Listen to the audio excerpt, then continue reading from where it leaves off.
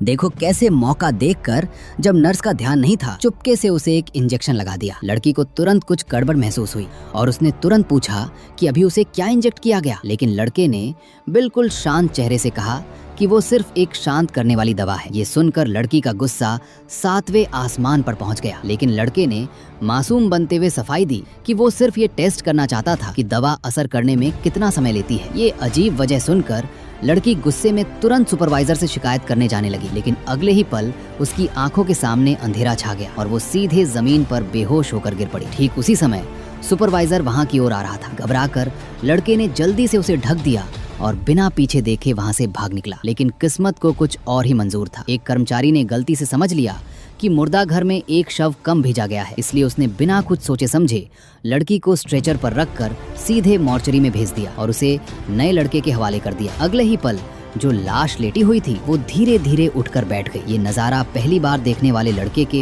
होश उड़ गए। वो डर के मारे चीखते हुए वहां से भाग गया। उधर लड़की भी धीरे धीरे होश में आने लगी। उसे बिल्कुल समझ नहीं आ रहा था कि अभी अभी क्या हुआ। लेकिन जैसे ही उसने चारों तरफ रखी लाशों को देखा, वो एकदम से सन्न रह गई और जोर से चिल्लाने लगी। पार्ट 2 देखने के लिए चैनल को सब्सक्राइब जरूर करें।